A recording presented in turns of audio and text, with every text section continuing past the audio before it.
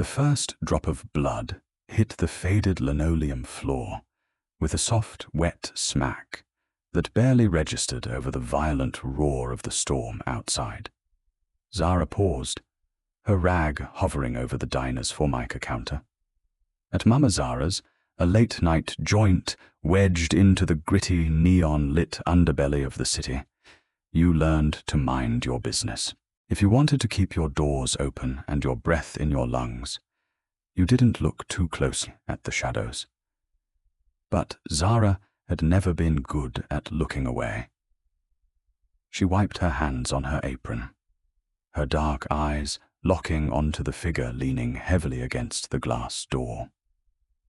Outside, the rain was a torrential sheet of grey, punishing the pavement. Inside, the diner smelled of frying onions, old coffee, and the quiet desperation of a Tuesday at 2 a.m. A couple of regulars, a tired cab driver, and a guy nursing a black eye and a cold cup of joe kept their heads down. In this neighborhood, survival meant sudden blindness when trouble walked in. And trouble had just walked in.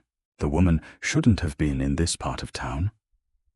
Even soaked in rain and shivering violently, she radiated a quiet, unyielding elegance. Her trench coat was tailored, the silk scarf at her neck ruined, and her silver hair was plastered to her pale cheeks. But it was the dark, blooming stain on her left side that made Zara's heart kick against her ribs. The woman took one step forward and collapsed. "Hey." Zara was over the counter before she even processed the movement. She hit the floor beside the woman, her hands hovering, assessing the damage. "Hey, stay with me." The woman's eyes fluttered open. They were dark, sharp, and entirely lucid. Despite the pain tightening her jaw, she grabbed Zara's wrist with surprising strength, her fingers like iron clamps. "No," the woman rasped, her accent thick, her English fragmented. "No. Hospital." "You're bleeding out on my floor, lady," Zara shot back, keeping her voice low but firm. She glanced at the door, then at the two patrons who were actively pretending to be deaf. "I'm calling an ambulance." "No." The grip tightened until it bruised. "They wait there. Please." Zara stared down at her. She was a chef, not a saint. She had a stack of past due bills sitting next to the cash register that threatened to drown her by Friday. Mama Zara's was barely hanging on, and the last thing she needed was the kind of heat that came with a bleeding stranger in a tailored coat. But she looked at the woman's eyes. There was fear there, yes, but mostly there was an iron-forged will. Zara knew a thing or two about fighting to survive. "Damn it," Zara muttered under her breath. She stood up, marched over to the front door, flipped the deadbolt with a sharp clack, and yanked the open sign down. She turned to her two regulars. "Show's over, boys. Out the back. Your meals are on the house tonight." They didn't need to be told twice. They grabbed their coats and slipped out the rear exit, melting into the alleyway. Zara knelt back down, slipping her arms under the older woman. "All right, we do it your way, but if you die in my diner, I'm going to be really pissed." She half-carried, half-dragged the woman into the cramped back office. It wasn't a clinic, but it was out of sight. Zara grabbed the first aid kit she kept fully stocked, an occupational hazard in this zip code, and went to work. The wound on the woman's side was a nasty slice, jagged and deep. A knife, maybe a grazing bullet. Zara didn't ask. She cleaned it, ignoring the woman's sharp intakes of breath, packed it, and taped it down tight. When the bleeding stopped, Zara stood back, wiping sweat from her forehead.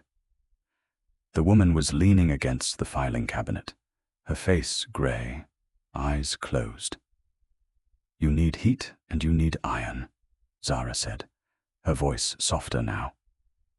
"Don't move." She went into the kitchen. The big commercial burners were still warm. She fired one up and pulled a heavy pot to the front. She didn't think about the cost of the ingredients. She just cooked. She chopped ginger, garlic, and Scotch bonnet peppers with rapid practice strikes of her knife. She tossed them into a rich, dark broth, adding chunks of tender meat and a handful of healing herbs she kept for her own bad days. 10 minutes later, the air in the back office was thick with the sharp, savory, eye-watering aroma of Zara's signature spicy pepper soup. It was the kind of food that didn't just fill a stomach. It woke up the soul. Zara handed a steaming mug to the woman. "Drink slowly." The woman took it with shaking hands. She took a sip. The heat of the broth, fiery and deep, seemed to shock her system in the best possible way. Color began to seep back into her pale cheeks. She took another sip, then a longer drink, closing her eyes as the warmth spread through her shivering frame. "Good," she murmured, looking up at Zara.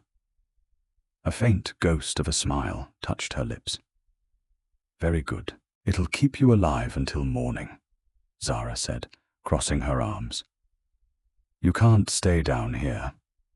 The delivery guys come at 6, and they don't knock.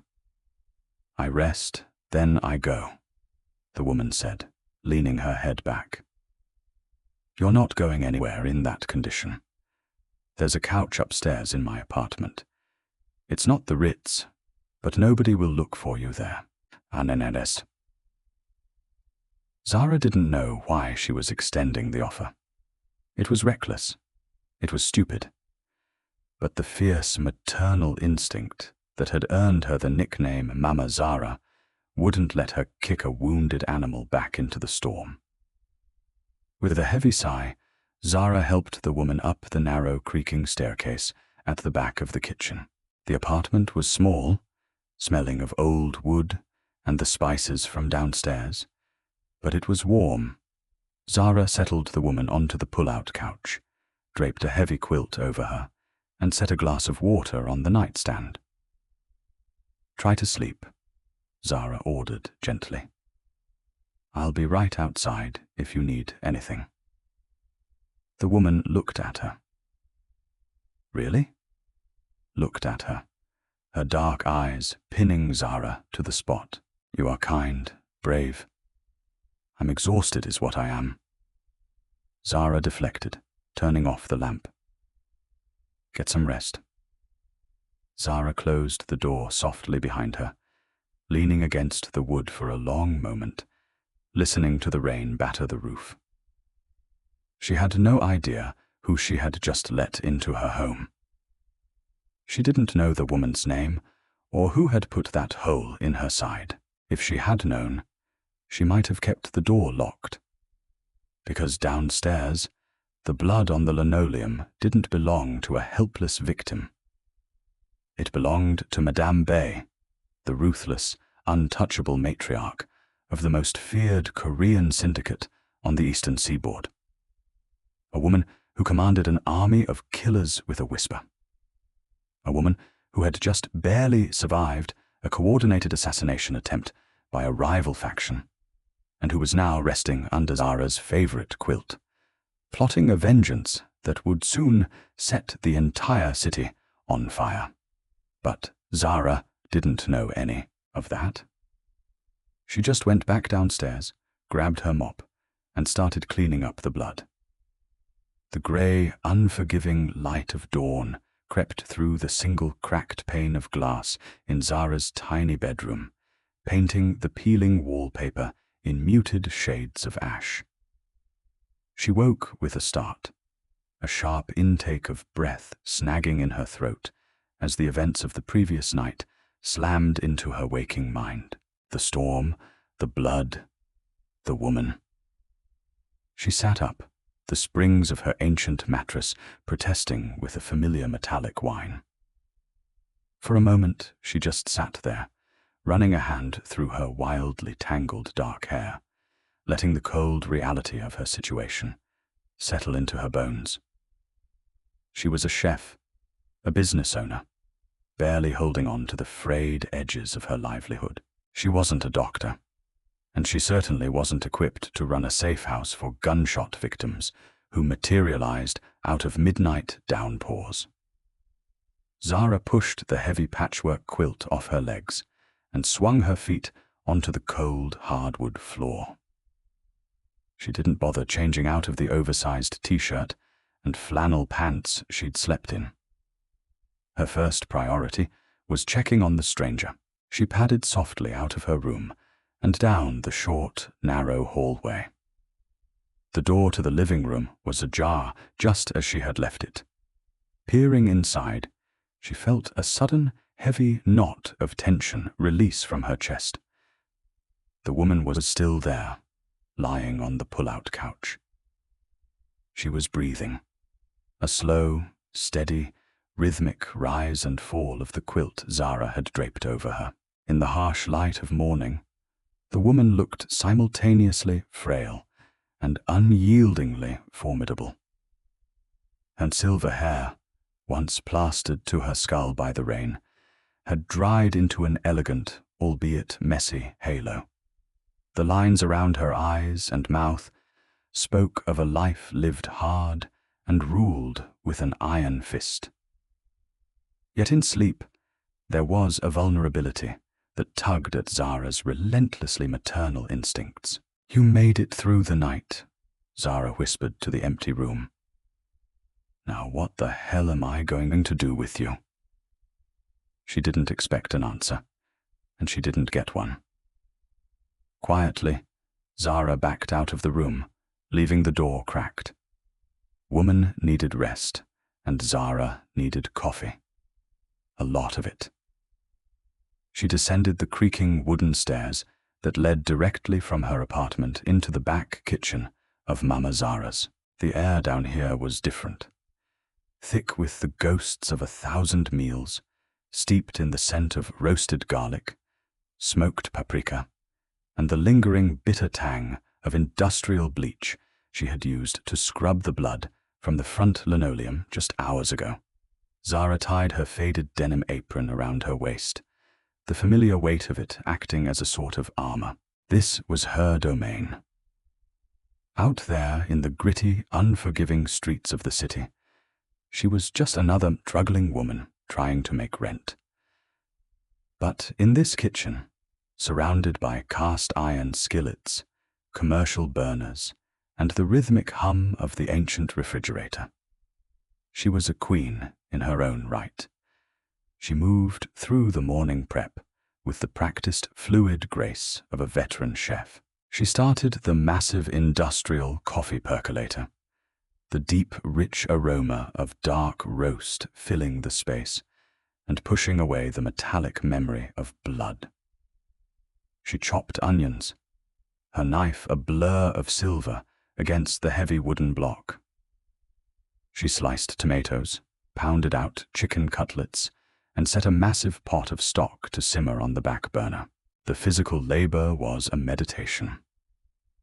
It kept her mind from spiraling into the dangerous territory of asking who exactly was sleeping in her bed and who exactly had put a hole in her side. In this neighborhood, ignorance wasn't just bliss. It was a survival strategy. By the time the antique clock on the wall struck 7, the diner was prepped. The rain had entirely ceased, leaving the streets slick and black, reflecting the muted, overcast sky. Zara wiped down the front counter one last time, her eyes tracing the faint, barely visible discoloration on the floor near the entrance where the woman had collapsed. She reached for the closed sign hanging in the window, intending to flip it. That was when she felt it.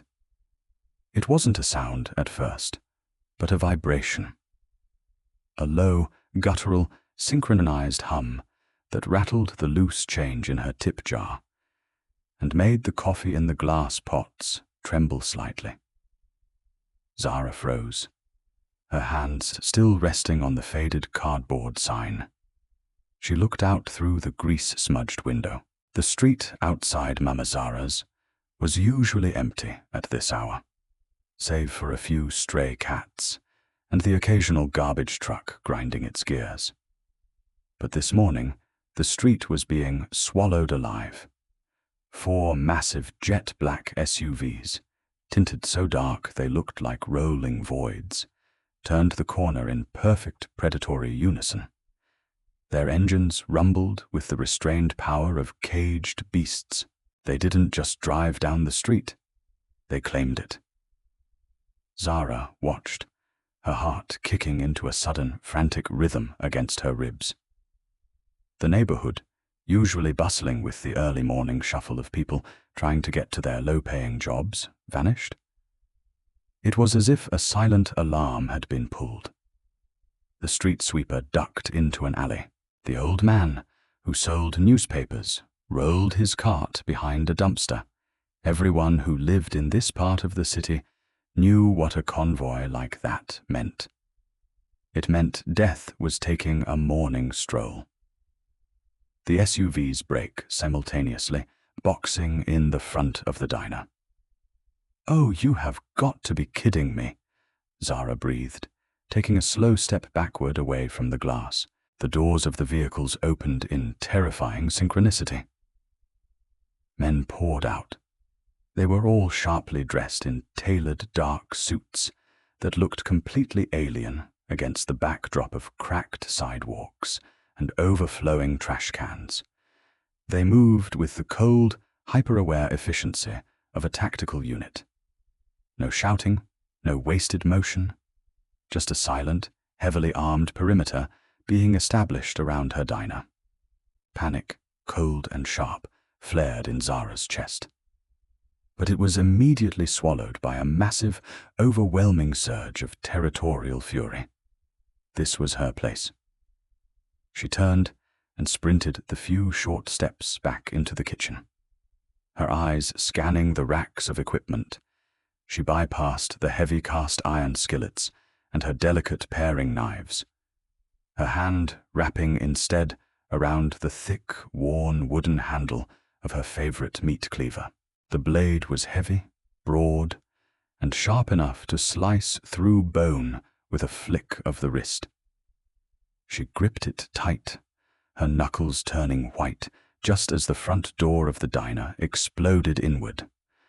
The deadbolt snapped like a dry twig, the wood splintering violently as the door was kicked open with shattering force. The bell that hung above it, the one that usually offered a cheerful jingle, let out a pained shriek before crashing to the floor. 3 men in suits flooded the small diner, guns drawn, their eyes scanning the booze, the counter, the shadows. "Clear," one of them barked in Korean. "Clear," another answered. Zara stood rooted behind the counter, the meat cleaver held down at her side, out of sight, but ready. Her breath came in short, measured bursts. She didn't scream. She didn't cower. She waited. Then the air in the diner seemed to shift. The temperature dropped.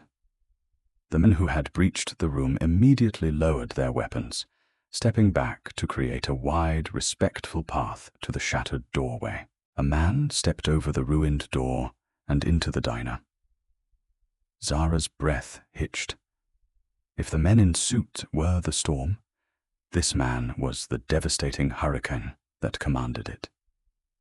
He was breathtakingly, terrifyingly handsome. High aristocratic cheekbones, a sharp, unyielding jawline, and hair as dark as a raven's wing, styled flawlessly despite the early hour. He wore a bespoke midnight blue suit, that draped over a naturally broad, athletic frame with dangerous elegance.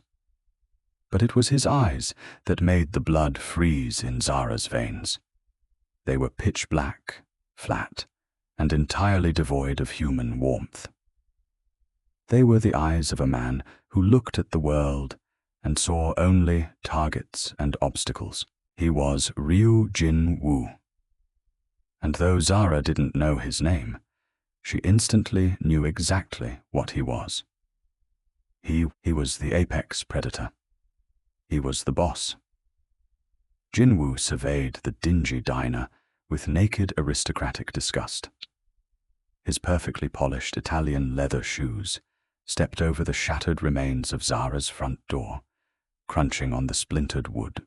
His gaze swept over the cracked red vinyl booths, the fading linoleum, and finally it snapped to Zara standing behind the counter. When his eyes locked onto hers, the sheer crushing weight of his presence was almost physical. "Where is she?" Jin-woo asked. His voice was smooth, deep, and carried a faint, polished accent. It wasn't a question. It was a command. Zara tightened her grip on the cleaver, lifting her chin. "I don't know what you're talking about, buddy, but you just bought me a new door." A muscle feathered in Jin-woo's jaw. The insolence in her clearly did not compute in his world. He didn't raise his voice. He didn't have to. The quiet menace in his tone was enough to suck the oxygen from the room. "I will not ask you again," Jin-woo said, taking a slow, measured step toward the counter. "You have made a grave miscalculation. Whatever ransom you thought you could extract from my family by taking her, you will not live long enough to spend a single cent of it. Where is my mother?" His mother. The piece of the puzzle snapped violently into place. The elegant, silver-haired woman upstairs bleeding on her couch. The tailored coat. The sheer iron will.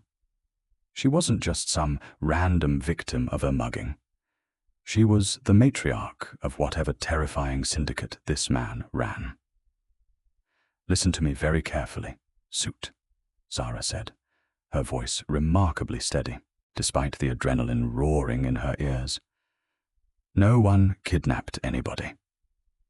She stumbled in here, bleeding to death in the middle of a monsoon, and I saved her life. So you can take your rent thugs and back the hell out of my kitchen." Jin-woo didn't even blink. He reached under his bespoke jacket, his hand moving with a fluid, terrifying speed, and withdrew a sleek, matte black handgun. He didn't aim it wildly. He leveled it directly at the center of Zara's forehead, his arms steady as a stone pillar. "You have 3 seconds to tell me where she is, or I will paint this filthy wall with your brains," Jin-woo stated softly. 1. Zara didn't scream. She didn't die for cover. Instead, an unholy volcanic rage erupted from the very core of her being. She had fought tooth and nail for this diner. She had scrubbed the floors on her hands and knees. She had fed the hungry, chased out the junkies, and bled for this tiny slice of the world. She refused to die, cowering behind her own counter. 2, with a defiant, feral snarl, Zara whipped her arm up. The heavy carbon steel meat cleaver flashed in the dim fluorescent light, coming to rest high and ready in her right hand, her body shifting into a defensive stance. She stared down the barrel of the gun, her dark eyes blazing with a fire that refused to be extinguished. "Come on then," she hissed, her voice vibrating with pure, unadulterated fury. "Take the shot, but I promise you, I'm taking a piece of you with me before I drop." For a fraction of a second, Something flickered in the dark void of Jin Woo's eyes. A micro-expression, shock, confusion, intrigue, whatever it was. It vanished instantly, replaced by a deadly resolve. His finger tightened on the trigger. 3. Jin Woo-jan. Hey. The voice cracked like a whip through the heavy, suffocating tension of the diner. It wasn't loud, but it carried an authority so absolute, so ingrained in the very marrow of the men in the room, that it was as if someone had hit a universal pause button. The men in the suits visibly flinched, their weapons dropping marginally. Jin Woo froze, the barrel of his gun still leveled at Zara, but his eyes darted over her shoulder toward the back of the kitchen. Zara didn't lower her cleaver, but she cut her eyes toward the staircase. Descending the creaking wooden steps, leaning heavily on the wooden handrail, was the matriarch. She was a vision of absolute absurd contradiction. She was dressed in Zara's oversized, faded yellow terrycloth bathrobe, which dragged slightly on the floor. Her silver hair was wild, and her face was deathly pale. Yet she carried herself with the terrifying, regal majesty of an empress descending from a throne. Madame Bay stepped off the bottom stair and walked into the kitchen. The sea of heavily armed, terrifying men parted for her instantly, their heads bowing in deep, reverent submission. They didn't look at her. They looked at the floor.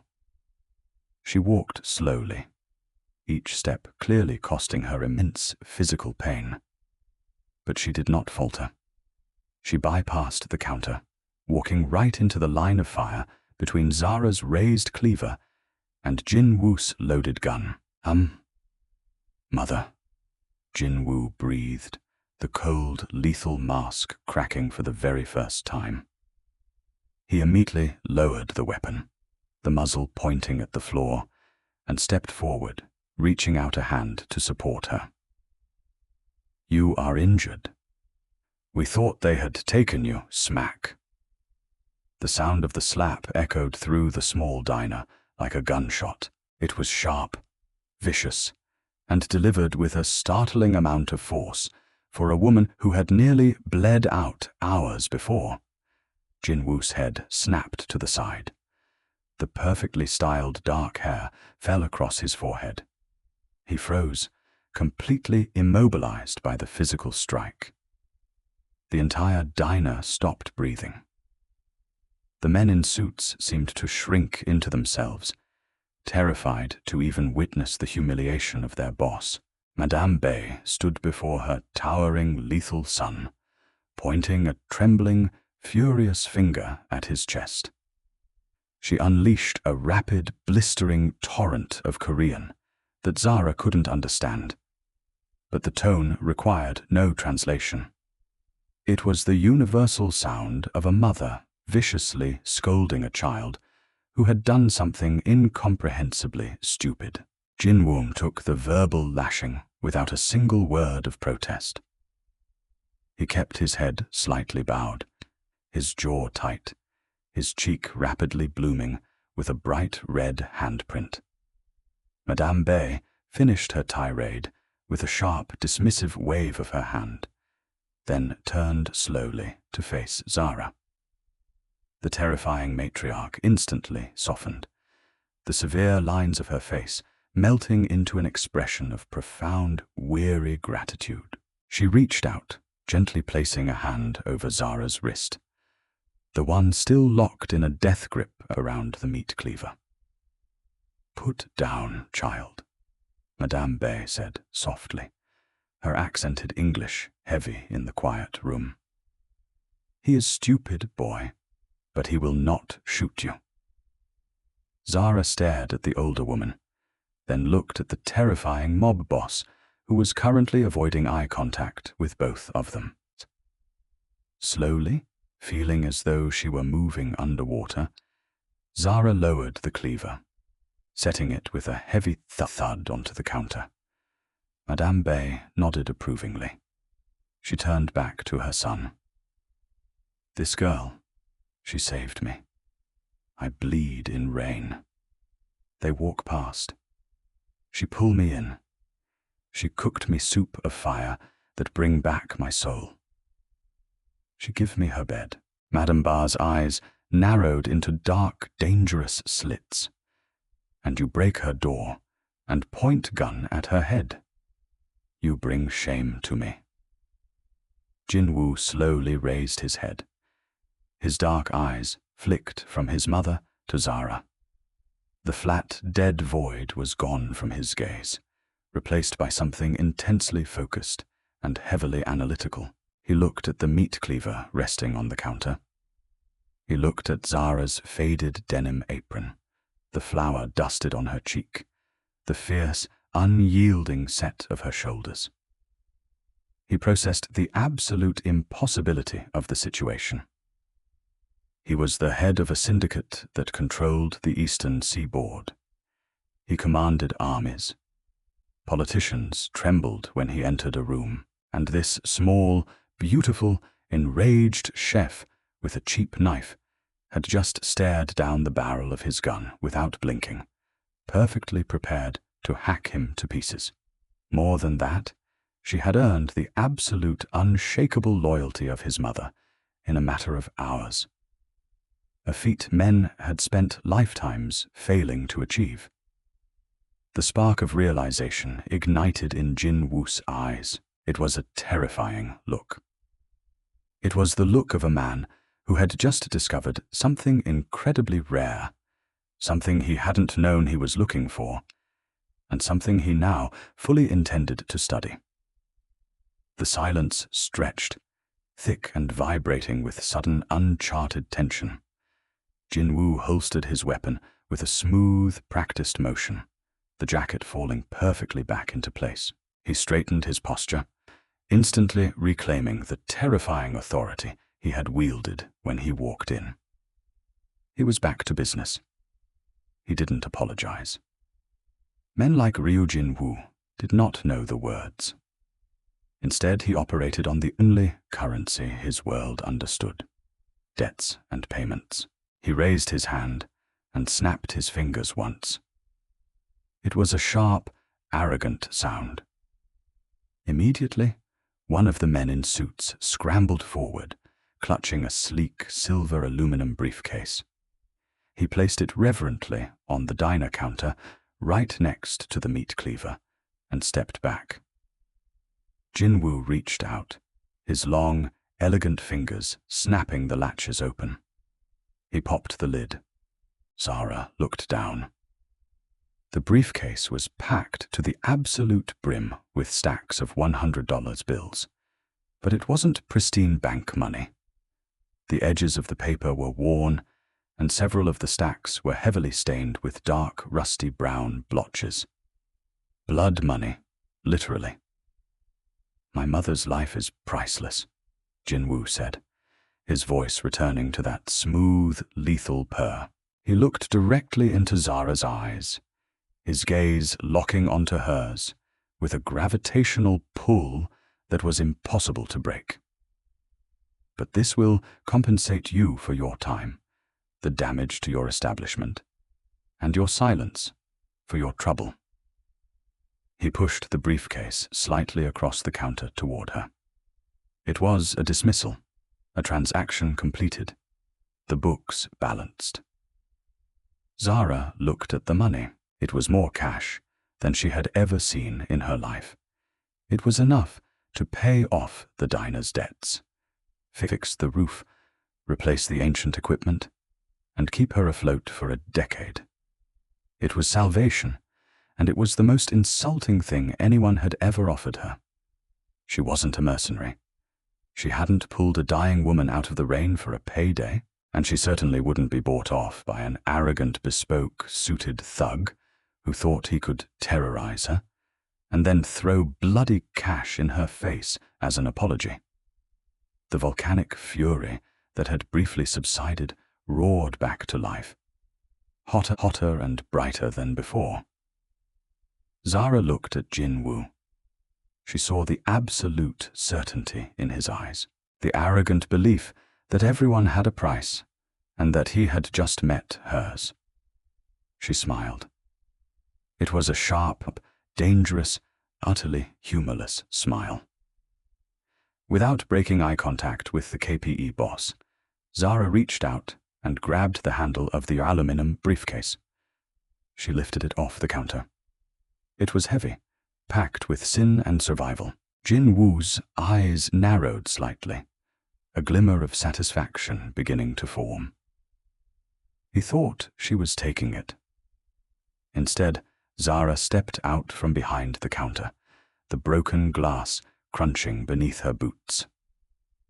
She walked right up to Ryu Jin Woo, invading his personal space, tilting her head back to look him dead in the eye. She could smell his expensive cologne.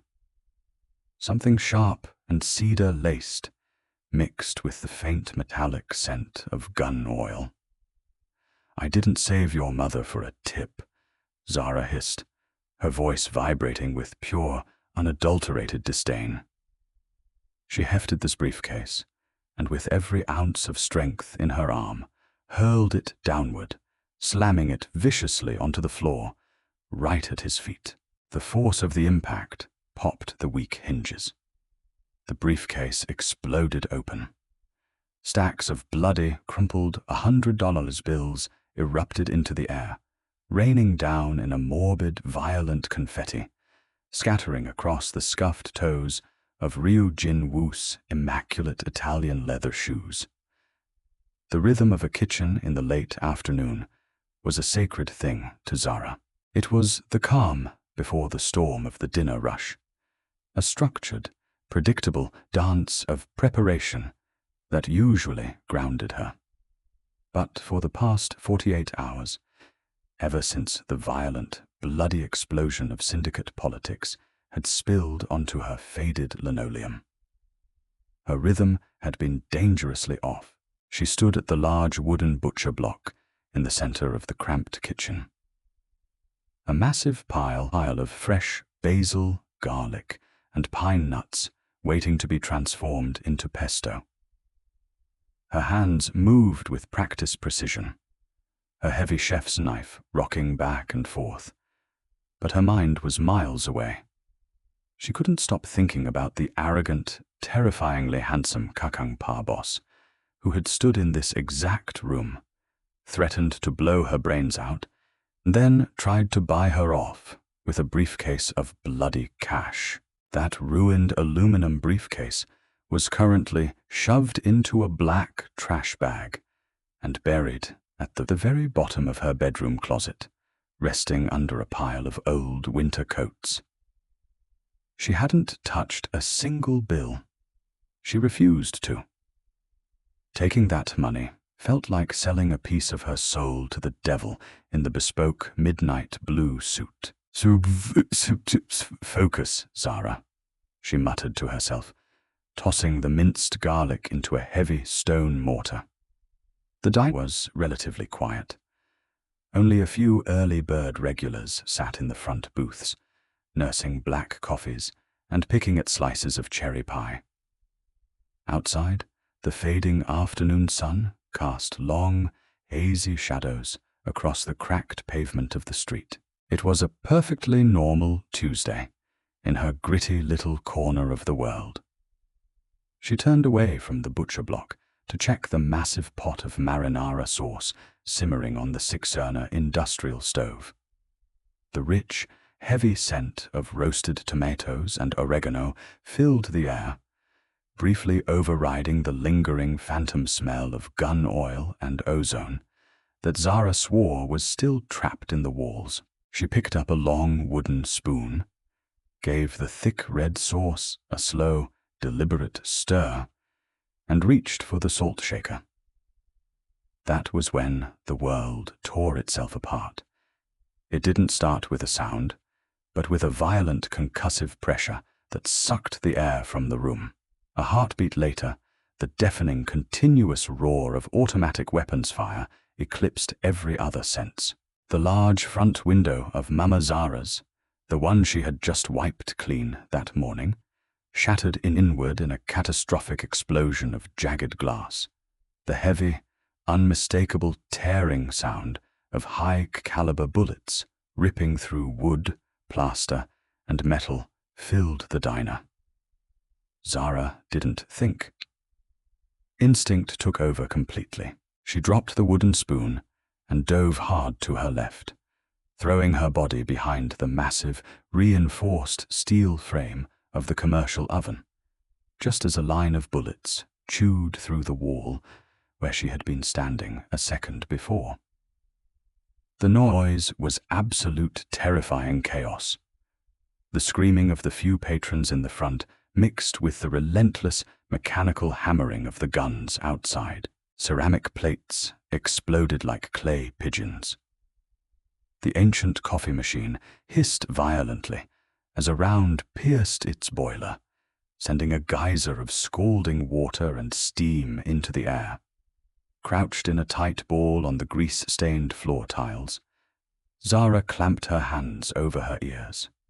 Her eyes squeezed shut, her heart hammering a frantic bird-like rhythm against her ribs. Dust pulverized drywall, and a fine mist of flour rain down on her. Thwack, thwack, thwack, thwack. Bullets punched through the heavy metal pots hanging above the stove.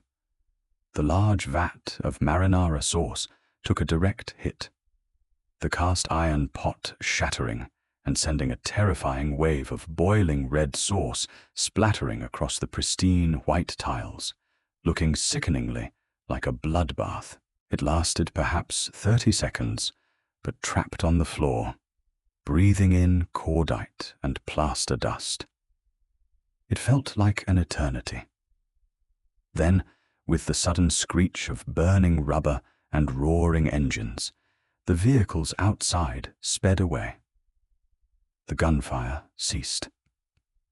The silence that followed was heavy, ringing, and entirely unnatural. It was punctuated only by the hiss of escaping steam, the drip of ruined food, and the ragged, terrified breathing of the people hiding in the front room. Zara opened her eyes, coughing on the thick white dust hanging in the air. She tried to push herself up, her hands slipping in a mixture of spilled olive oil and marinara sauce. Her beloved kitchen, her sanctuary, her life's work, the only thing she truly owned in the world, was completely obliterated. The walls looked like Swiss cheese. The equipment was mangled iron. Before she could fully process the devastation, the heavy back door of the kitchen was kicked open. Zara scrambled backward, her hand blindly searching the floor for her dropped chef's knife, fully expecting the shooters to finish the job. But it wasn't the shooters. 3 men rushed into the smoky, ruined kitchen. They were dressed in sharp, dark suits, their movements fluid and terrifyingly calm. They moved with the same hyper-aware efficiency as the men who had raided her diner days ago. Target secured. We have her. One of the men barked in Korean into a discreet radio clipped to his lapel. Before Zara could protest, 2 of the men were on her. They didn't ask for permission. They hauled her to her feet with rough, bruising efficiency, practically dragging her toward the back exit. "Hey, get your hands off me," Zara thrashed, kicking out wildly, her boot connected with one man's shin, but he barely flinched. "Keep your head down, miss." The man grunted in heavy accented English, shoving her through the back doorway and into the alleyway.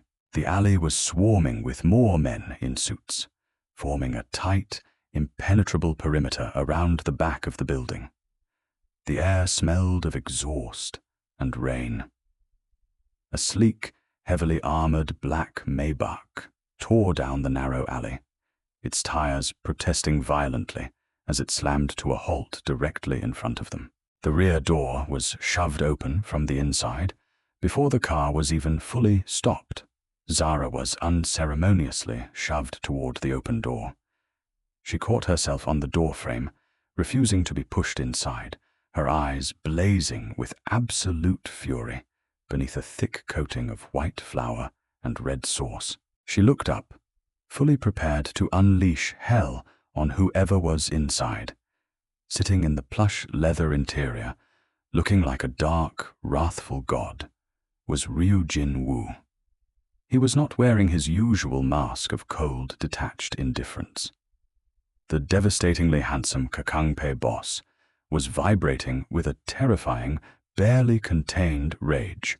His dark eyes scanned Zara from head to toe, taking in her bruised arms, the flour dusting her hair, and the dark red stains on her apron.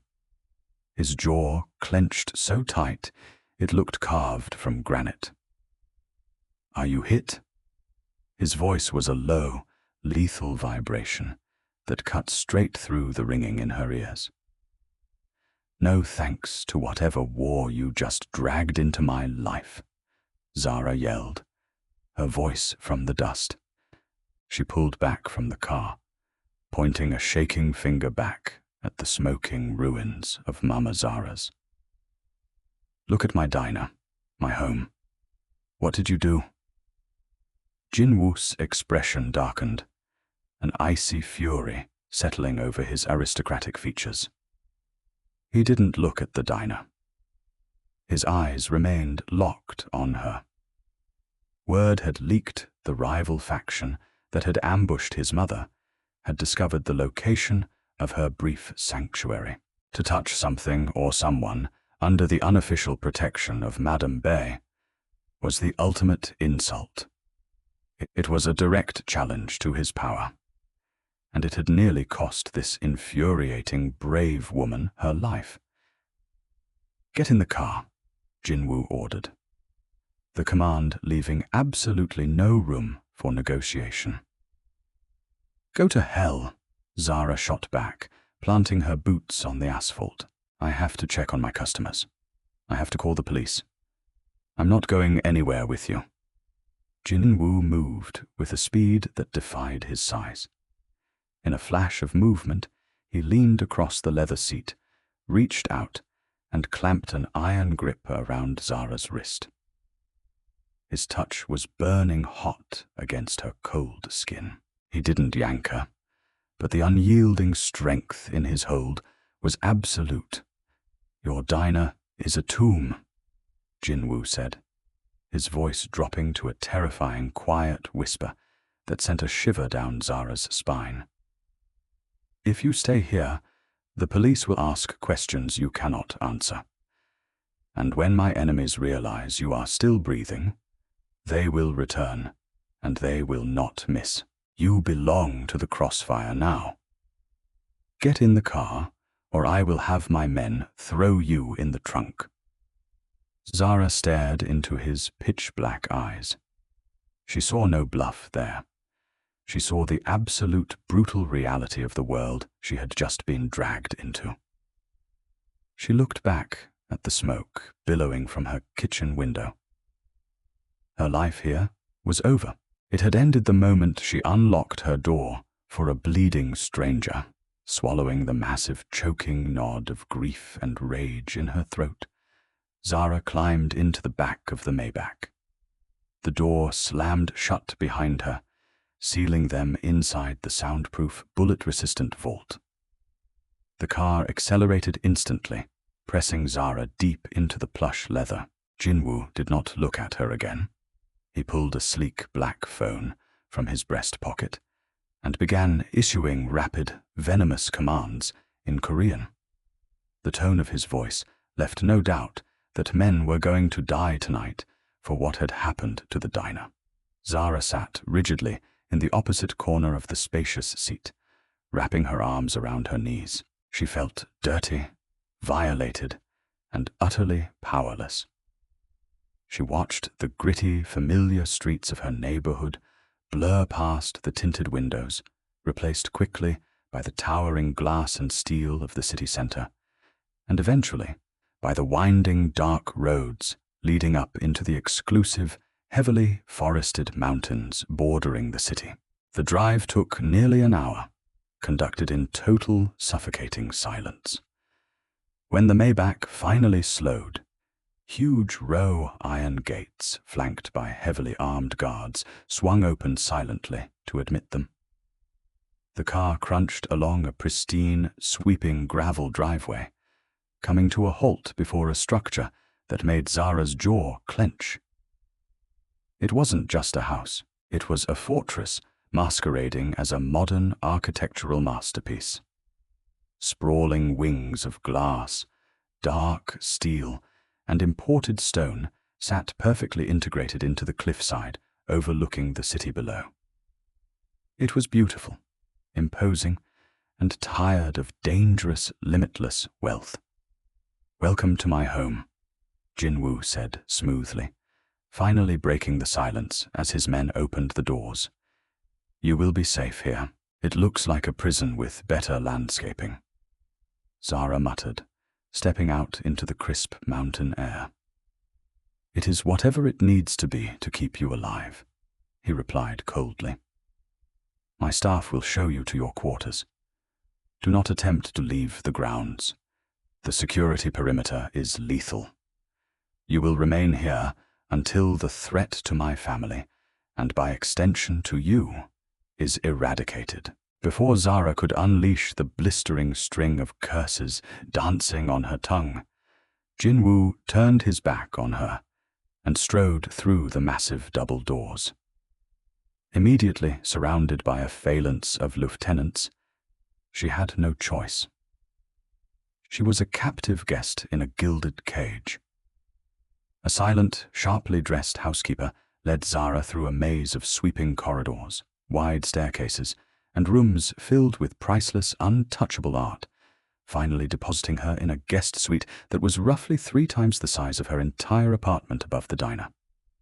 The bed was massive, the linens were silk, and the ensuite bathroom looked like a 5-star spa. But as Zara stood alone in the center of the silent, perfectly immaculate room, all she could see was the smoking ruins of her kitchen. The grief hit her then, hard and suffocating.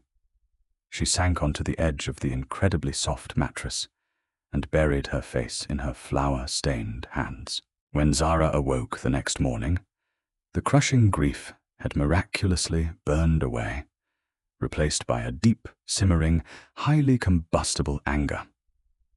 She marched into the enormous bathroom, stripped off her ruined clothes, and stood under the scalding spray of a rainfall showerhead until her skin turned pink. She washed the flour from her hair and the lingering smell of cordite from her skin. The housekeeper had left a selection of folded clothes on the vanity. High-end, neutral-toned cashmere sweaters and tailored trousers that fit perfectly. Zara dressed, tied her dark hair into a messy, aggressive knot at the top of her head, and marched out of the bedroom. She refused to cower in her room like a helpless damsel in distress. She needed to assert control. She needed a kitchen.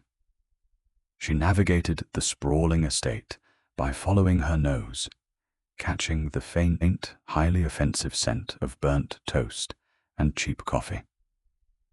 When she pushed through a set of heavy swinging doors, she found exactly what she was looking for, and the sight of it made her stop dead in her tracks. The syndicate's kitchen was a masterpiece. It was a massive commercial-grade wonderland of gleaming stainless steel, multiple Viking ranges, double convection ovens, and a walk-in refrigerator large enough to park a compact car inside. It was the kind of kitchen Michelin star chefs dreamt about in their wildest fantasies, and it was currently being occupied by 4 massive, heavily tattooed Kakpe enforcers. The terrifying men, who likely broke bones for a living, were standing around the center island, looking utterly lost. One of them was attempting to scrape a charred piece of bread out of a state-of-the-art toaster with a combat knife. Another was holding a frozen bag of generic hash browns, staring at it as if it held the secrets to the universe. Zara felt a twitch over her left eye. The sheer disrespect to the culinary perfection surrounding them was a bridge too far. "What in the name of all that is holy are you doing?" Zara barked, her voice cutting through the massive room like a whip. All four men jumped, their hands instinctively dropping toward the concealed holsters beneath their jackets, before they realized it was just the tiny, angry woman the boss had brought home last night. "We are making breakfast."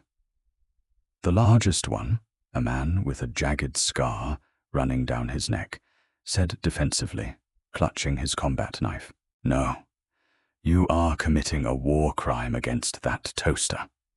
Zara snapped, marching fully into the room and rolling up the sleeves of her cashmere sweater. The fear she should have felt in the presence of 4 ruthless killers was completely overridden by her chef's ego.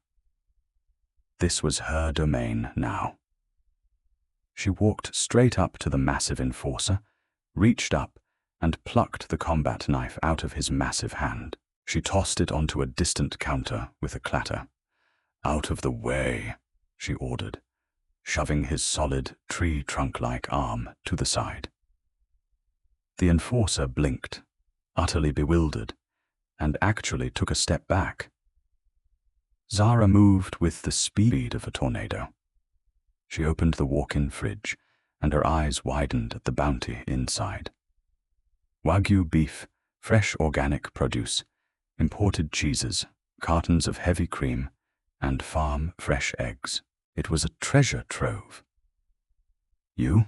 Zara pointed at a man with a dragon tattoo creeping up his jawline. "Grab those eggs and a bowl. Whisk them until they're fluffy. If I see a single shell, I'm feeding it to you." The enforcer looked at his heavily armed companions, then looked at Zara's blazing eyes. "Zainest." Slowly, he walked over and grabbed the eggs. "You?" She pointed at the man who had been holding the frozen hash browns. "Throw that garbage in the trash. Find me the fresh potatoes, a mandolin slicer, and the duck fat. Now move." For the next 45 minutes, the kitchen of the most feared syndicate on the eastern seaboard was transformed into a chaotic, loud, and incredibly productive dictatorship, ruled entirely by Zara. She commanded the heavily armed killers with the same ruthless efficiency she used on her teenage bus boys at the diner. She slapped a hand away when one enforcer tried to sneak a piece of sizzling, thick-cut bacon, earning a sharp reprimand that made the massive man actually apologize to her. She found her rhythm again. The familiar sizzle of meat, the rhythmic chopping of vegetables, the rich, intoxicating smells of roasting potatoes, sizzling garlic, and melting cheese filled the massive space, pushing away the darkness of the previous day. She was plating a massive platter of perfectly executed steak and eggs, topped with a vibrant, spicy chimichurri sauce she had whipped together from memory. When the heavy doors of the kitchen swung open, Ryu Jinwoo stepped into the room, flanked 2 lieutenants. He was dressed in another flawless dark suit, looking like death walking, ready to begin a day of orchestrating violence. He stopped completely in his tracks. His dark eyes swept over the scene in front of him. His 4 most ruthless, bloodthirsty enforcers were wearing floral aprons they had clearly found in a pantry closet.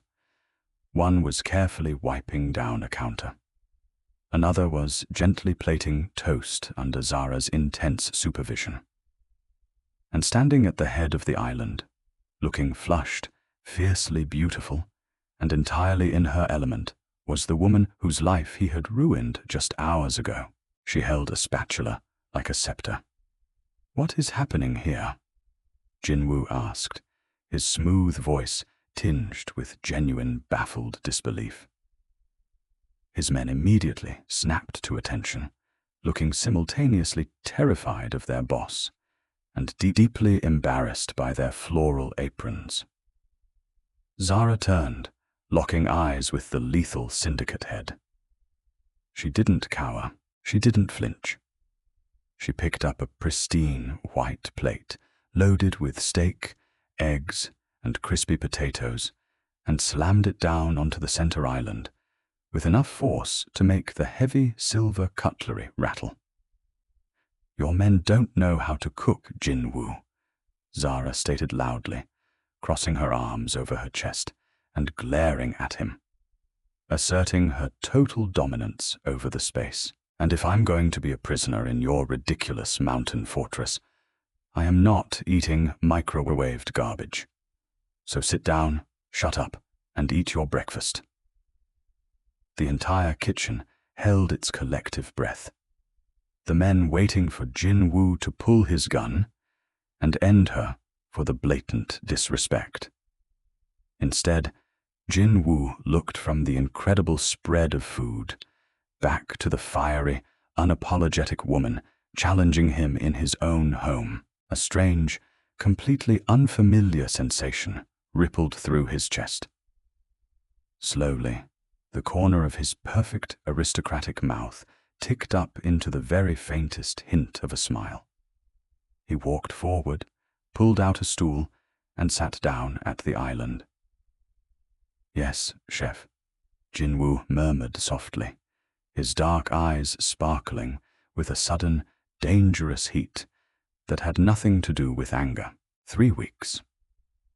That was how long it took for the gilded cage of the mountain estate to feel less like a prison and more like a strange, terrifyingly beautiful paradox.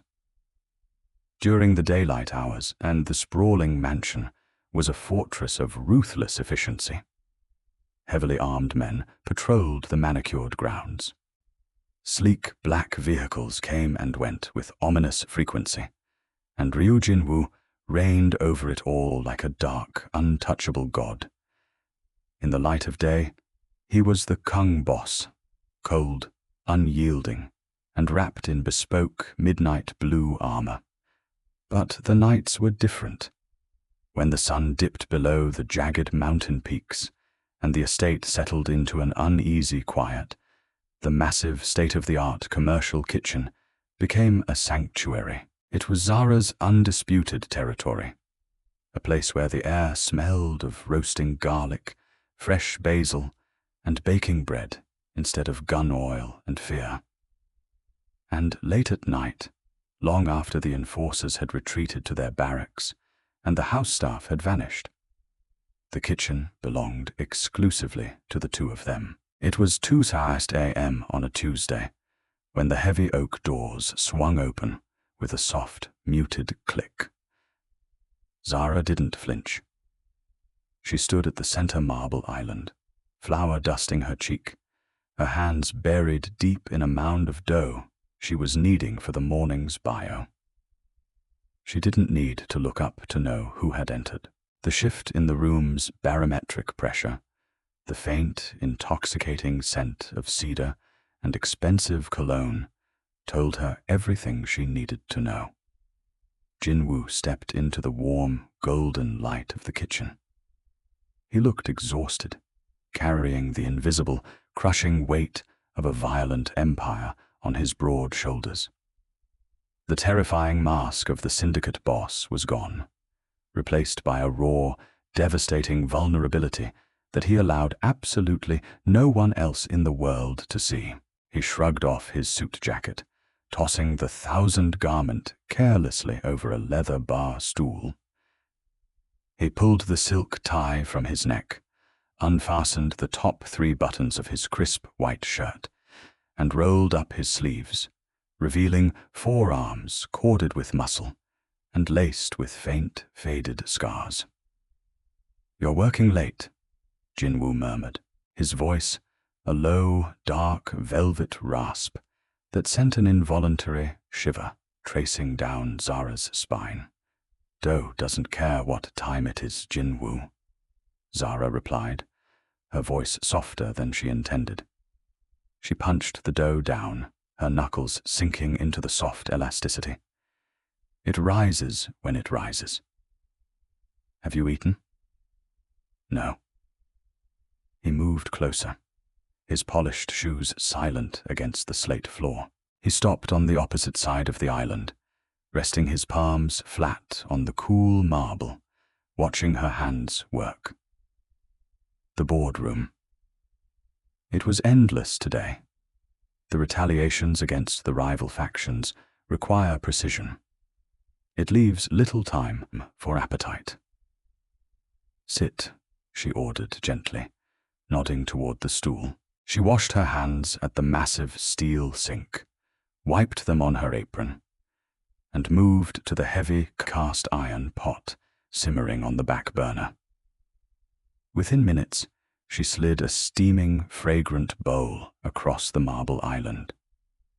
It was a rich, complex bone broth loaded with hand-pulled noodles, tender slices of braised beef, and a vibrant, spicy chili crisp that she knew he secretly loved. Jinwoo looked at the bowl, then up at her, the profound, quiet gratitude in his pitch-black eyes was enough to make Zara's breath catch in her throat. Over the past 3 weeks, the icy, impenetrable wall between them hadn't just melted. It had evaporated into thin air, leaving behind a sexual tension so thick, so heavy and suffocating, she could have sliced it open with her favorite bone knife. It was a dangerous magnetic pull. They were oil and water, fire and ice, a chef from the gritty city streets, and a lethal mob boss who commanded armies. It made no sense. It was completely insane. And she was falling for him hard. Jinwoo picked up his chopsticks, eating in silence for a few moments, letting the heat and the spice bring the color back to his exhausted face. "My mother asks about you," Jinwoo said softly, breaking the quiet. "She complains that her nurses do not know how to brew her tea the way you do. She says, 'You have ruined her for all other caretakers.'" A fond smile touched Zara's lips. Madame Bay, despite her terrifying reputation, had become a fixture in Zara's strange new life, a sharp-tongued but fiercely protective presence. "Tell her I'll bring her a pot of jasmine green tea tomorrow morning, exactly the way she likes it, provided you actually let me out of this kitchen." Jinwoo set his chopsticks down. His eyes darkened, the black depth swirling with a sudden intense heat that made Zara's heart hammer against her ribs. "You know you are not a prisoner here, Zara," he said softly, his voice dropping an octave. "You stay because it is safe. But you rule this floor. You rule my men." He paused, his gaze dropping to her mouth before slowly rising back to her eyes. "You rule me." The air vanished from the room. Before Zara could process the confession, Jinwoo moved. He didn't walk around the island. He simply reached across it, his large, warm hands gripping her waist and lifting her effortlessly over the marble expanse. He set her down on his side, trapping her between his solid, muscular body and the edge of the counter. Zara gasped, her hands instinctively flying up to rest against the hard plane of his chest. She could feel the steady, powerful thumping of his heart beneath the fine cotton of his shirt. "Jinwoo," she breathed, her voice trembling slightly. Not from fear, but from a desperate, overwhelming anticipation. He didn't let her finish. His hand slid up to cup the back of her neck, his thumb tracing the line of her jaw, tilting her head up. He looked into her eyes, searching for any sign of hesitation, any lingering ghost of the fear she had shown him on that first morning in the diner. He found none. He crashed his mouth down onto hers. It wasn't a gentle kiss. It was desperate, bruising, and completely consuming. It was the physical manifestation of weeks of denied hunger, stolen glances, and terrifyingly high stakes. Zara let out a soft, surrendered sound, her fingers tangling in the dark, thick silk of his hair, pulling him closer. He tasted of spice, dark tea, and danger. His tongue traced her lower lip before sweeping inside, taking possession of her mouth with the same ruthless, undeniable authority he used to rule his empire. They kissed in the shadows of the sprawling kitchen, hidden from the world, the silence of the mountain estate wrapping around them like a heavy velvet blanket. For that brief stolen hour in the dead of night, they weren't a mob boss and a captive.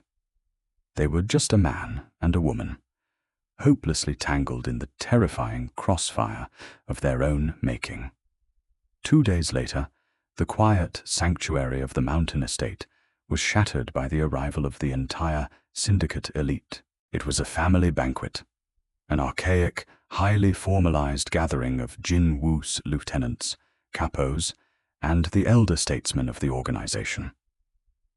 It was designed to project absolute strength and unity in the face of the recent attacks by their rivals. The sprawling, formal dining room with its massive mahogany table that sat 40 was buzzing with low, dangerous energy. In the kitchen, Zara was a general commanding a culinary war. She had been prepping for 48 hours straight, orchestrating a 10-course masterpiece that married traditional Korean delicacies with her own bold, fiery flavors. The 4 heavily tattooed enforcers she had drafted into service weeks ago were now moving with military precision, plating delicate crudos, searing wagyu beef, and arranging intricate garnishes under her razor-sharp commands. Through the swinging doors, Zara caught glimpses of the banquet. Jin Woo sat at the head of the table, wrapped once again in his bespoke armor, his face an unreadable, terrifying mask of authority. At his right sat his mother. Madame A looked regal, draped in dark silk, her silver hair perfectly coiffed, a visual testament to her survival and the family's resilience. At Jin Woo's left sat Tamin.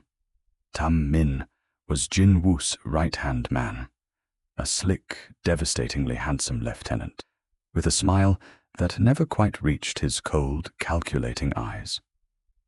Zara had never liked him.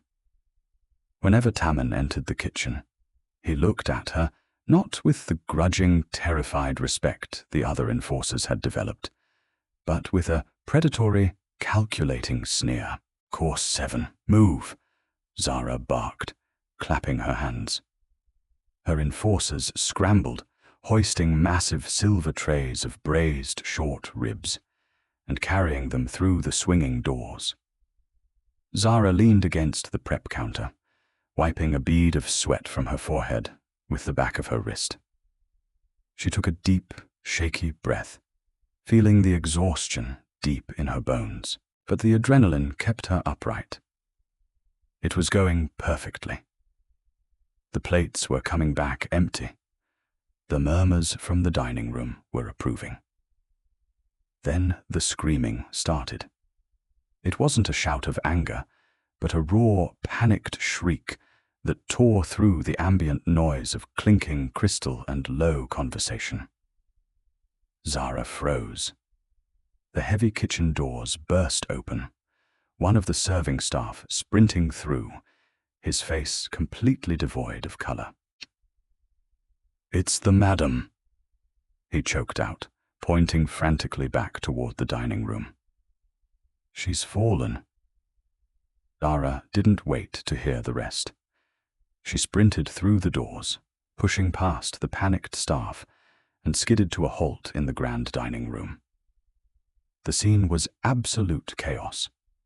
The 30 ruthless, hardened men were out of their chairs, shouting over one another, hands hovering over concealed weapons, unsure of who or what the threat was. At the head of the table, Jin Woo was on his knees. He was holding his mother. Madame Bay was convulsing violently, her dark silk dress knocking over crystal wine glasses, sending deep red pools spilling across the pristine white linen tablecloth like fresh blood. Her skin had turned a horrific ashen grey, and a thin line of white froth bubbled at the corner of her lips. She was gasping for air, her fingers clawing frantically at her own throat. "Mother, mother, look at me." Jin Woo was shouting, his voice completely devoid of its usual lethal calm. It was the raw, frantic sound of a terrified son.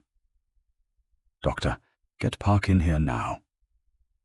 Dr. Park, a severe ill-looking man who lived permanently on the estate for exactly this reason, shoved his way through the crowd, carrying a heavy black medical bag.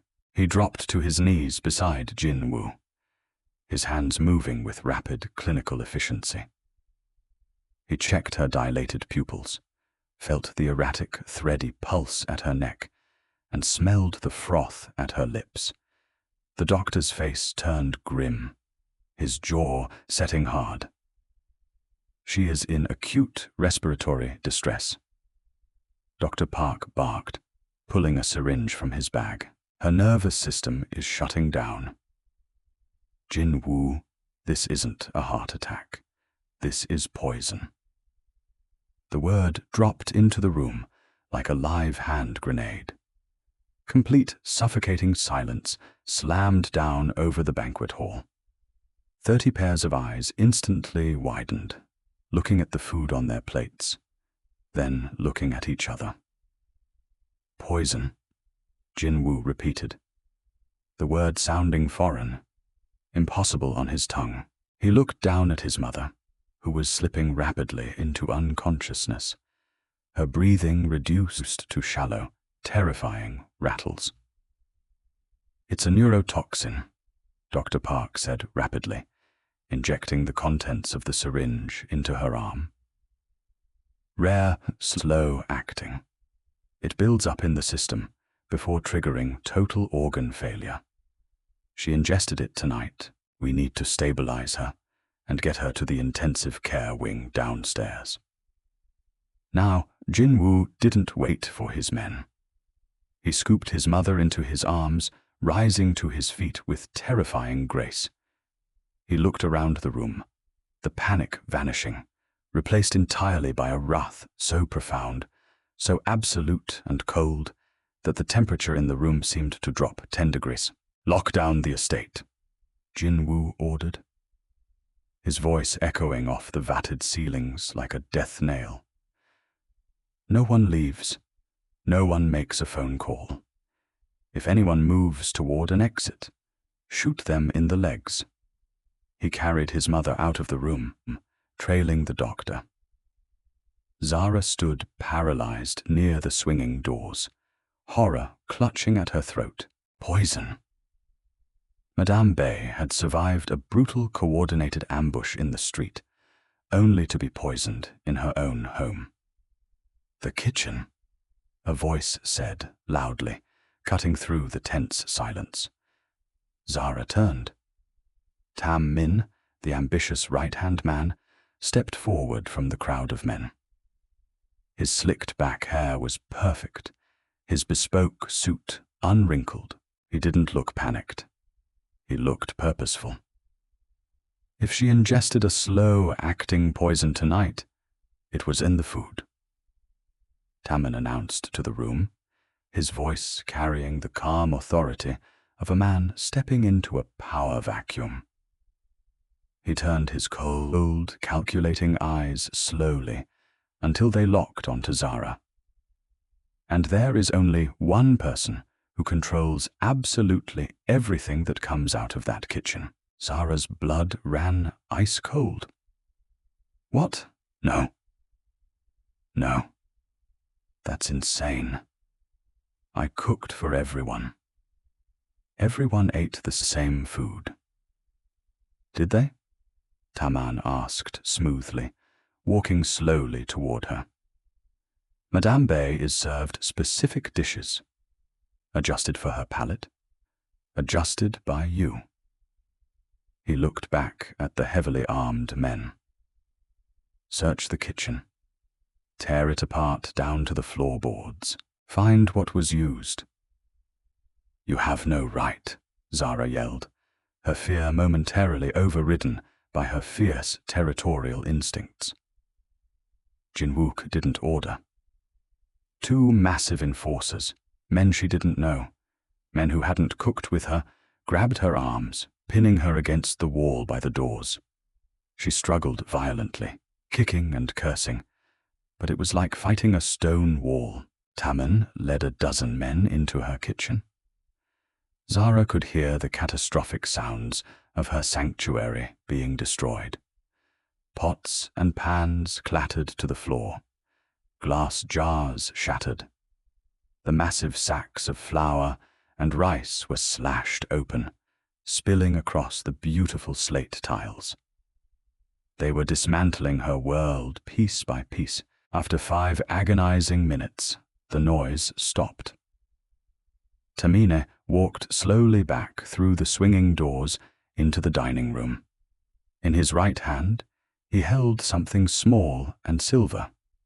It was one of Zara's antique spice tins, the one she kept on the very top shelf, reserved for the rare imported saffron she used only on special occasions. Taimen unscrewed the lid.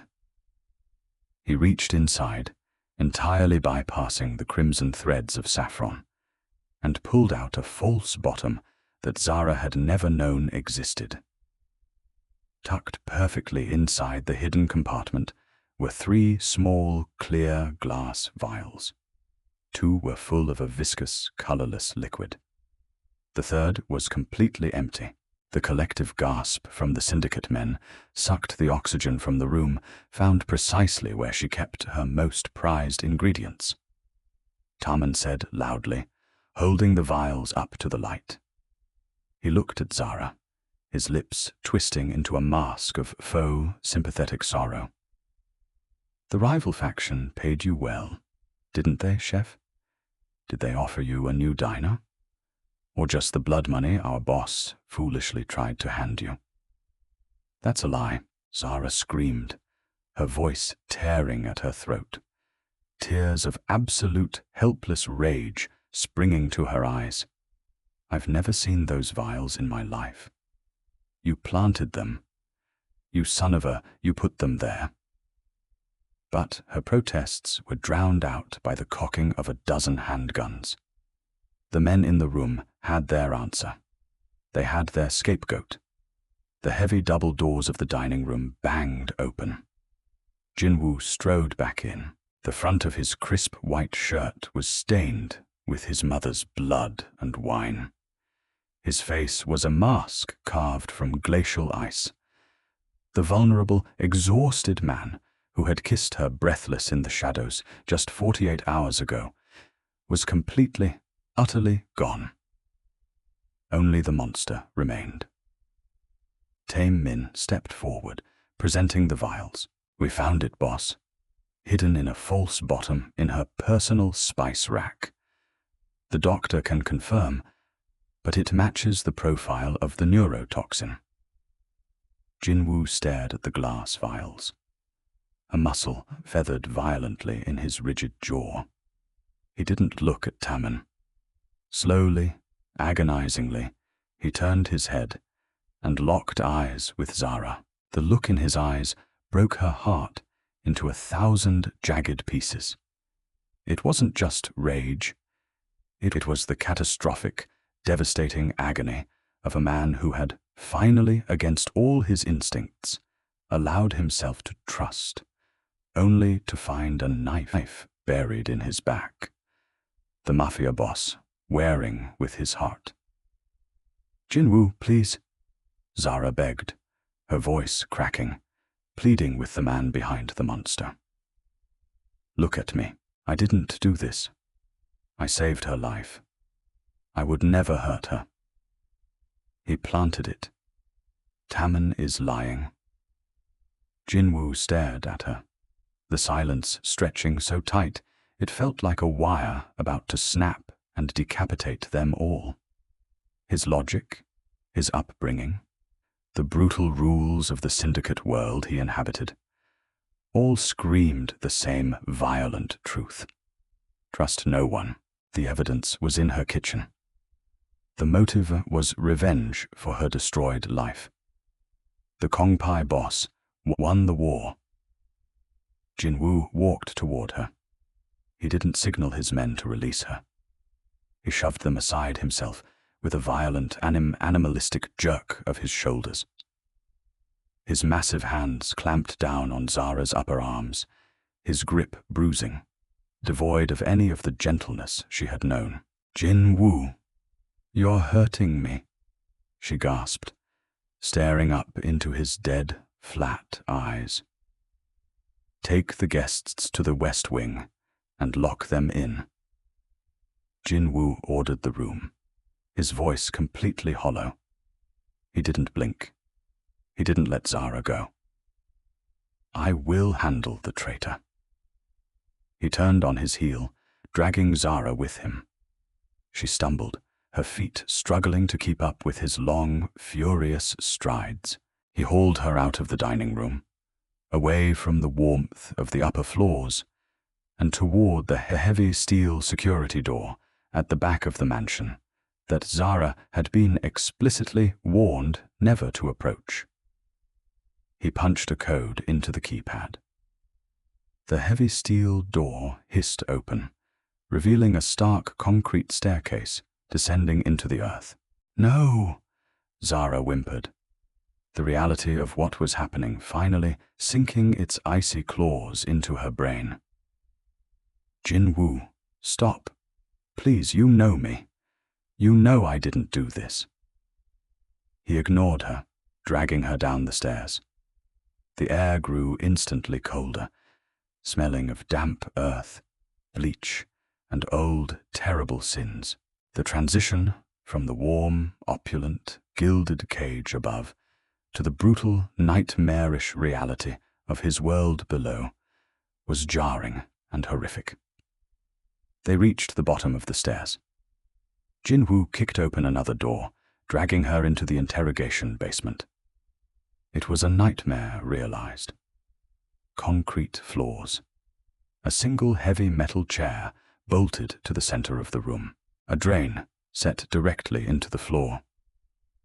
A tray of instruments resting on a steel table under the harsh glare of a single swinging industrial bulb. Jinwoo shoved her forward. She stumbled, crashing to her knees on the hard, freezing concrete, scraping her palms. She scrambled backward until her back hit the cold cinder block wall. She looked up at the towering, terrifying man who stood between her and the only exit. He took off his ruined suit jacket, tossing it onto the metal table, methodically rolling up his sleeves just as he had done in her kitchen 2 nights ago. But this time, it wasn't to eat. It was to work. "Who paid you?" Jinwoo asked. His voice was a flat, mechanical drone, devoid of any human emotion. Zara pushed herself up, using the wall for support. Her knees were bruised. Her heart was shattering. An absolute primal terror was flooding her veins. But the fiery, unyielding spark of defiance that had defined her entire life refused to be extinguished. "You're a fool," Zara spat, her voice shaking with rage and heartbreak as tears finally spilled over her lashes. "You're a blind, arrogant fool. I will not ask you a second time, Zara," he stated, pulling a heavy tactical knife from his belt and letting it drop onto the steel table with a terrifying metallic clatter. Tell me who supplied the poison, and I will make your death quick. Lie to me, and you will beg for weeks before I let your heart stop. I didn't do it, Zara screamed, the sound echoing violently off the concrete walls, tearing at the silence of the basement. She pushed away from the wall, stepping right into his space, tilting her head back to glare directly into the black voids of his eyes. You think I did this to the woman I pulled out of the rain? To the woman who treats me like a daughter? Look at me. She hit his chest with both of her fists, a desperate, feudal strike against solid rock.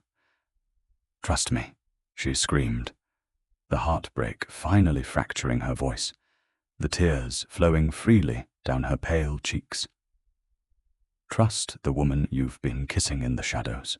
Trust the woman who fed you when you were hollow, not the men in your boardroom who smile while they plot your murder. Trust me, Jinwoo. The silence in the interrogation basement was a physical crushing weight, broken only by the ragged, desperate sound of Zara's breathing. She stood pinned against the cold cinder block wall, her fists pressed against the hard, unyielding wall of Ryu Jinwoo's chest. The air between them was electric with violence, heartbreak, and a terrible vibrating tension. Jinwoo stared down at her, his pitch-black eyes devoid of the warmth she had come to know in the midnight hours of her kitchen. He was the Kong Pai boss again, entirely consumed by the brutal, paranoid logic of a world where trust was a fatal flaw. Trust you, Jinwoo repeated, the words tasting like ash on his tongue. His voice was a flat, mechanical drone, a shield against the absolute agony tearing him apart inside. I trusted the evidence. The poison was in your kitchen, in your private reserve. The rival faction found my mother through your diner. The lines are drawn in blood, Zara, and you think I drew them? Zara's voice cracked, tears of fury and terror tracking through the dust on her pale cheeks. She didn't cower. Even facing the devil in his own hell, she refused to look away. You think I nursed her back to health? Gave up my home, my livelihood, and then decided to poison her at a banquet surrounded by 30 armed killers. Does that sound like a master assassin to you, Jinwoo? Or does it sound like a frame job built by a man who wants your seat at the head of the table? A muscle feathered violently in Jinwoo's jaw. His grip on her arms remained ironclad, but the absolute certainty in his gaze wavered for a fraction of a millisecond. Zara saw it, the tiny microscopic crack in his armor, the man wearing with the monster. She seized it with both hands. I am a chef, Zara said, her voice dropping, shifting from a desperate scream to a fierce, commanding whisper. The sheer force of her will demanded his attention. My palate is my life. I know every single ounce of salt, every drop of acid, and every trace of heat in that food. A slow-acting neurotoxin is an alkaloid. It's chemical. It's fundamentally bitter. If it was in the braised short ribs, if it was in the sauces I prepared, I would know. Take me upstairs, Jinwoo. He stared at her, the heavy tactical knife resting on the steel table behind him, completely forgotten. What? Take me upstairs, Zara demanded, pushing off the wall, forcing him to take a half step back. Right now, before the staff clears the table. Let me taste the food. Let me prove to you that whatever killed your mother's breath didn't come from my pots. Let me prove that the traitor is sitting in your dining room laughing at you while you interrogate an innocent woman. Jinwoo's mind raced. a terrifying, high-speed collision of Mafia protocol, and the raw, undeniable truth burning in Zara's dark eyes. If she was lying, she was delaying the inevitable by a matter of minutes. But if she was telling the truth, if he murdered the woman who had saved his mother, only to leave the real viper in his nest, he released her arms. The sudden absence of his grip left Zara swaying slightly, the cold basement air rushing over her bruised skin. "If you are lying," Jinwoo promised, his voice a lethal, quiet vow, "I will not bring you back down here. I will end you in front of them all." "I'm not lying," Zara breathed, wiping the tears from her face with the back of her trembling hand. "Lead the way." They ascended the concrete stairs, leaving the freezing, terrifying reality of the basement behind. The heavy steel door hissed open, and Jinwoo marched her back down the opulent corridors, his hand hovering over the concealed weapon at his side. When they burst through the double doors of the grand dining room, the scene was exactly as they had left it. The syndicate men were agitated, standing in small clusters, their hands near their holsters. Tamin stood near the head of the table, projecting an aura of calm, sorrowful authority. "Boss Tamin said," stepping forward smoothly as Jinwoo entered. He glanced at Zara, a flicker of surprise crossing his perfectly handsome face, that she was still walking and breathing. "Is the interrogation concluded? Did the chef confess?" Jinwoo ignored him entirely. He walked to the head of the long mahogany table, dragging Zara by the elbow until she stood directly in front of his mother's ruined place setting. The red wine still stained the white linen like a fresh kill. "Taste it," Jinwoo commanded, his voice echoing in the silent, heavily armed room. The 30 men in the room watched in baffled, tense silence. Taemin's brow furrowed, a tiny muscle jumping near his eye. Zara didn't hesitate. She stepped up to the plate. Her heart was hammering a frantic rhythm against her ribs, but her mind instantly shifted into the cold, clinical focus of a culinary master. She picked up a silver fork.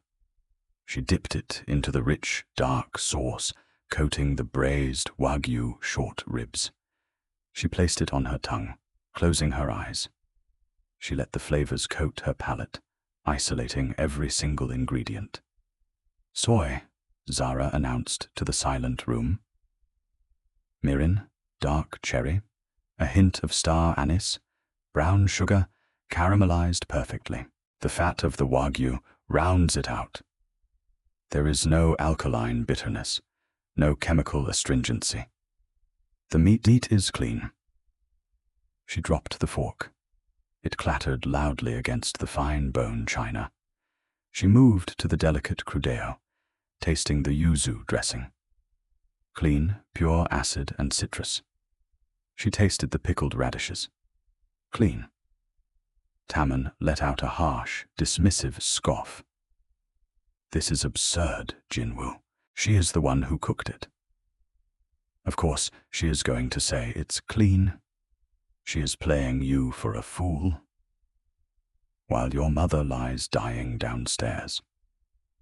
"Shut up, Tam," Jinwoo snapped, the command cracking like a bullwhip. His eyes never left Zara's face. "Keep going." Zara scanned the table. If it wasn't in the food, how did Madame Bay ingest it? Her eyes darted over the crystal glasses, the water goblet, the red wine glass knocked over in the chaos. And then set slightly to the right, a heavy crystal tumbler, holding a finger of amber liquid over a single large sphere of ice. "Wes," Zara murmured, staring at the glass. My mother only drinks Macallan on special occasions, Jinwoo said softly, stepping closer to her. Zara reached for the heavy crystal tumbler. She didn't drink it. She brought it to her nose, inhaling deeply, bypassing the sharp, familiar burn of the high-end scotch. Beneath the peat and the oak, there was a faint, terrible scent. It smelled like crushed ivy, like old copper coins left out in the rain. She dipped her pinky finger into the amber liquid.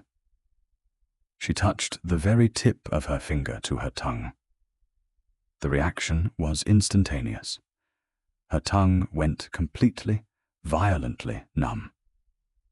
A sharp, incredibly bitter metallic taste exploded across her taste buds, so foul it made her stomach heave. She grabbed a linen napkin and spat violently into it, wiping her mouth, her eyes watering. Aconitine, Zara gasped, her breath hitching as she tossed the napkin onto the table, or something very close to it. A botanical neurotoxin. It's incredibly bitter. It would ruin the flavor of any delicate food, but hidden in a strong, burning alcohol like high-proof whiskey. She looked up, locking eyes with Jinwoo. It was in the glass, not the food. The silence in the room was absolute. Jinwoo stared at the tumbler. His mind, trained to recall every detail of a room, every movement of his men, snapped backward in time 30 minutes ago. The toast, the bottles being passed. He hadn't poured his mother's drink. Slowly, terrifyingly, Jinwoo turned his head, his pitch-black eyes now burning with the cold, absolute fires of hell locked directly onto Timon. "You poured the Macallan," Jinwoo said. It wasn't a question. Timon's perfectly curated mask of sorrow completely shattered. The slick, handsome lieutenant took a sudden, involuntary step backward, his hand dropping frantically toward the holster beneath his tailored jacket. "She's lying," Timon shouted, his voice cracking with sudden, absolute panic. "It's a trick, boss. She's manipulating you." She planted the vials. I never told anyone about the vials in her spice rack. Jinwoo interrupted, his voice dropping to a low, lethal whisper that carried across the entire room. "I only said she was the traitor. How did you know where the vials were hidden, Timon? Unless you were the one who put them there." The color drained entirely from Timon's face. He had stepped perfectly into his own trap. In the span of a single heartbeat, the atmosphere in the dining room snapped from tense confusion to violent kinetic chaos. Timon cleared his weapon from its holster, raising the barrel toward Jinwoo, but he was far, far too slow. Ryu Jinwoo moved with the terrifying, predatory speed of a coiled viper. He didn't draw his gun. A bullet was too clean, too merciful for the man who had poisoned his mother and framed the woman he was falling in love with. Jinwoo lunged across the space, separating them, his hand flashing to his belt. The heavy carbon steel tactical knife he had left in the basement had been retrieved before they came upstairs. It gleamed briefly in the chandelier light before Jinwoo slammed into Tam Min with the force of a runaway freight train. The Kakongpai boss unleashed absolute, unadulterated hell. He drove Tam Min backward, slamming the traitor violently onto the center of the mahogany dining table. Crystal shattered. Silverware flew into the air. Jinwoo pinned Tamon's gun hand to the wood with his left hand, the bones in the lieutenant's wrist snapping with a sickening crunch under Jinwoo's terrifying grip.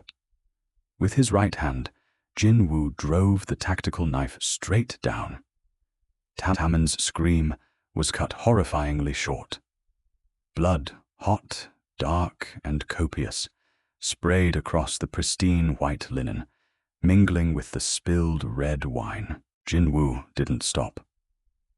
The absolute wrathful fury of a son protecting his mother, of a man protecting his queen, possessed him entirely.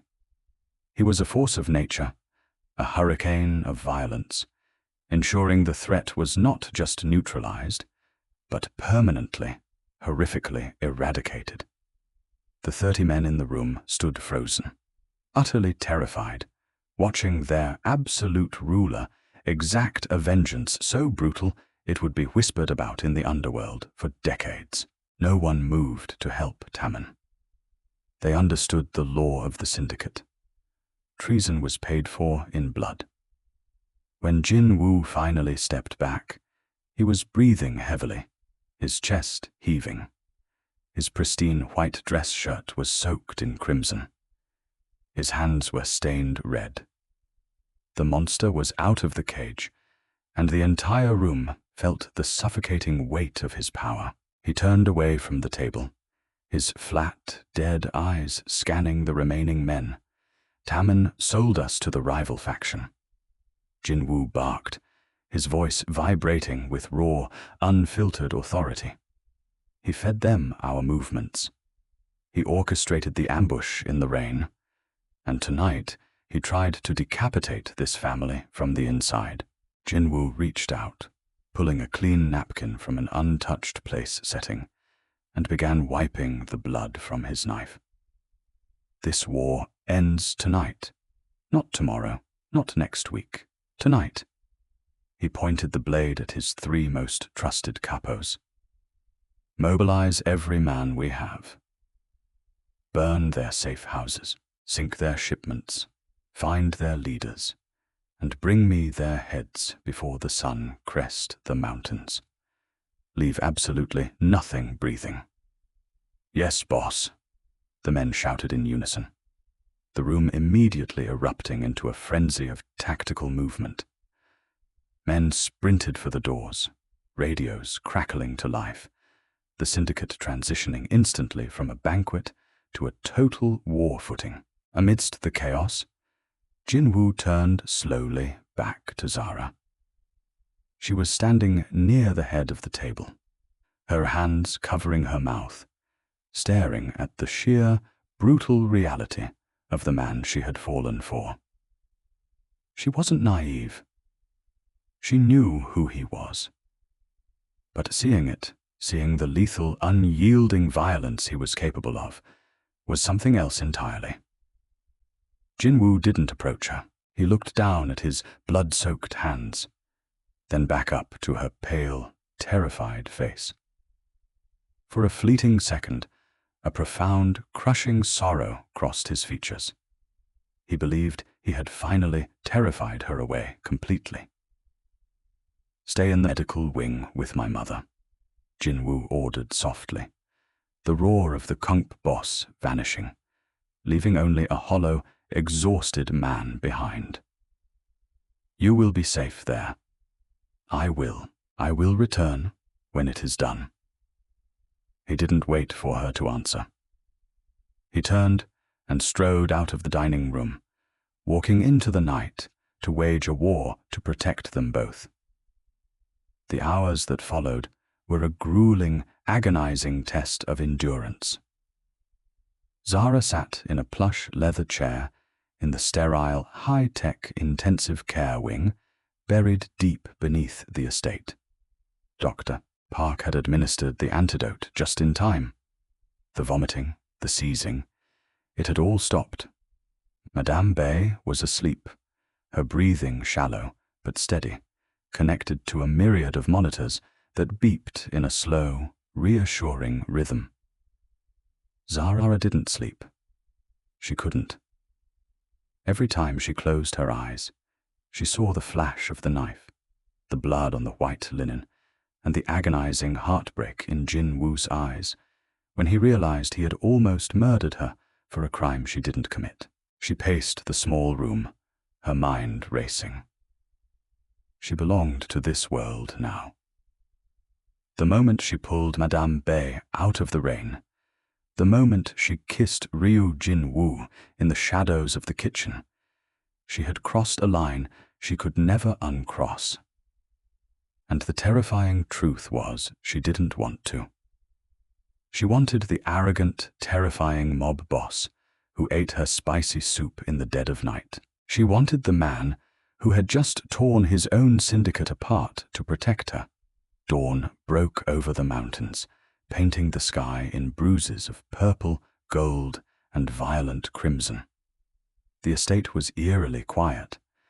At 6 a.m., the heavy doors of the medical wing hissed open. Zara stood up instantly, her heart leaping into her throat. Jin-woo walked in. He was a ghost of the immaculate boss who had hosted the banquet. His bespoke suit jacket was gone. His white shirt was torn, smeared with grease, ash, and a terrifying amount of dried blood. His knuckles were split and raw, his hair wild and falling across his forehead. There was a shallow, jagged cut across his left cheekbone, sluggishly weeping blood. He had done it. He had waged a one-man war against an entire faction, unleashing absolute hell in the city below. And he had won. The rivals were ashes. The threat to his mother and to Zara was permanently erased. But as he looked at Zara standing by his mother's bedside, the icy, untouchable exterior of the syndicate boss completely shattered. The adrenaline drained from his massive frame, leaving nothing but absolute crushing exhaustion and a guilt so profound it threatened to suffocate him. He took one step into the room, his knees buckling slightly. He didn't walk toward the bed. He walked towards Zara. When he reached her, the most feared man on the eastern seaboard simply collapsed. He dropped heavily to his knees on the sterile white tiles, his broad shoulders shaking, his head bowing until his blood-matted hair rested gently against Zara's stomach. His large, battered arms wrapped around her waist, clinging to her like a drowning man clutching a lifeline. "Forgive me," Jin-woo whispered, his voice cracking, completely broken. It was a raw, agonizing sound. "I am a monster. I am a fool. I dragged you into my hell. I destroyed your home. And then I doubted you. I almost destroyed the only light I have ever known. Please, Zara, forgive me." Zara looked down at the terrifying king, kneeling at her feet, stripped of his crown, his armor, and his pride. All that remained was the man. Tears spilled over her lashes, hot and fast. She didn't pull away.